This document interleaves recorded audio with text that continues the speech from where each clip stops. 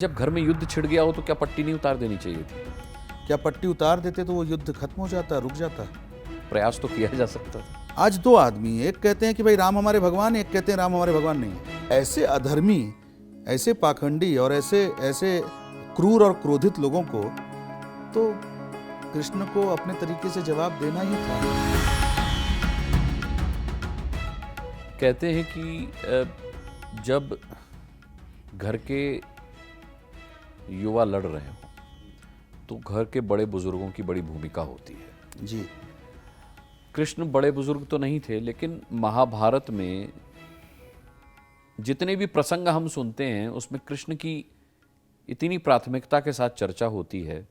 हमारी और आपकी चर्चा के बीच में शुरू में आपने मुझे टोक कर कहा था कि महाभारत के युद्ध में कृष्ण की कोई भूमिका नहीं थी। क्या अब भी आप यही कहेंगे कि कोई भूमिका नहीं थी? क्योंकि हम हर प्रसंग जिसमें भी चर्चा कर रहे हैं उसमें कृष्ण का जिक्र आ रहा है। देखिए, भूमिका किसी का होना तब तक नहीं कहा जा सकता जब तक उसमें उसकी प्रेरणा निहित ना हो। एक फिल्म बन रही है, उसमें कलाकार हैं, कलाकारों की अपनी अपनी भूमिकाएं हैं, पर वो प्रेरणा से अगर वो भूमिका अदा नहीं करेगा, वो अपना रोल अदा नहीं करेगा, तो उसको भूमिका नहीं कहेंगे। कृष्ण की उसमें कोई प्रेरणा नहीं थी कि युद्ध हो, तुम दोनों आपस में लड़ो या विवाद हो। आप याद करें, कृष्ण ने आखिरी समय तक कौरवों के कैंपस में जाके उनसे रिक्वेस्ट करा कि आप युद्ध न करें। दुर्योधन, तुम बोलो तो मैं अभी भी अर्जुन और युधिष्ठिर को समझा के पूरी सेना वापस ले जा सकता हूं। उस दौर में कृष्ण की बात मानने के बजाय दुर्योधन ने उनको जो है बंदी बना लिया। बना नहीं सका, पर वो इस विचार, तो ऐसे अधर्मी, ऐसे पाखंडी और ऐसे ऐसे क्रूर और क्रोधित लोगों को तो कृष्ण को अपने तरीके से जवाब देना ही था। और कृष्ण क्यों जवाब देंगे? मनुष्य को मनुष्य जवाब देता है, प्रकृति तो सिर्फ प्रेरणा देती है।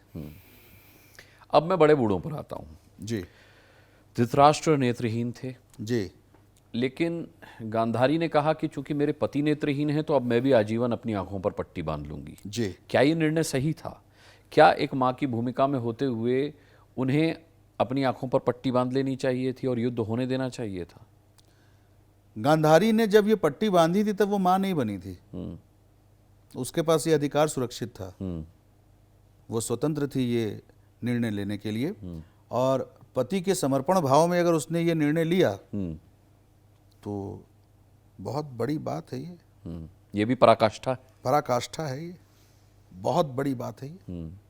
लेकिन जब घर में युद्ध छिड़ गया हो तो क्या पट्टी नहीं उतार देनी चाहिए थी? क्या पट्टी उतार देते तो वो युद्ध खत्म हो जाता, रुक जाता। प्रयास तो किया जा सकता था। उस पट्टी का उस युद्ध से कोई तात्पर्य नहीं था। वो जो पट्टी बांधी गई थी, क्या है कि हम पिक्चर के ऊपरी लेयर को तो देखते हैं, निचली लेयर को नहीं देखते।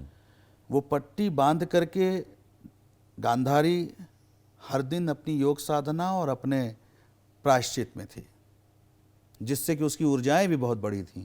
जब उसने दुर्योधन को वो शक्ति प्रदान करी थी, जब दुर्योधन को बुलाया था युद्ध से पहले कि आना, मैं तुम्हें अपनी दृष्टि से देखूंगी, पट्टी खोल देती तो युद्ध कैसे रुक जाता?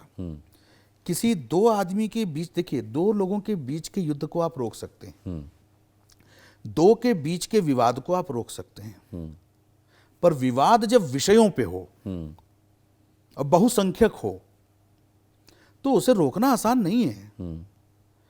आज दो आदमी, एक कहते हैं कि भाई राम हमारे भगवान, एक कहते हैं राम हमारे भगवान नहीं है। एक कहते हैं हम राम को मानेंगे, एक कहते हैं हम राम को नहीं मानेंगे। मेरा ये दावा है, मैं इतनी क्षमता रखता हूं कि मैं शायद दोनों को बिठा करके एक प्लेटफॉर्म पे ला सकूं। या तो दोनों मान लेंगे या दोनों नहीं मानेंगे। ऐसा मेरी कल्पना है। पर जहां हजारों लोग कहें कि राम हमारे देवता हैं और हजारों लोग कहें राम हमारे देवता नहीं है, तो क्या उनको आप ये मनवा देंगे या इनको आप वो मनवा देंगे? नहीं मनवा सकते। वो भौतिक समाज में संभव नहीं। तो ये वजह थी कि कोई एक व्यक्ति विशेष, कोई एक चरित्र उस पूरे महाभारत को, उस पूरे युद्ध को, उस पूरे त्रासदी को रोक नहीं सकता था। और उस युद्ध को होने देना भी चाहिए था। आपने शुरू में भी कहा कि वो अहितकारी कम और हितकारी ज्यादा था। हाँ, कम तो नहीं कहूँगा, पर हाँ, अगर मैंने कहा अगर वो अहितकारी था, तो मेरी दृष्टि में वो हितकारी भी था।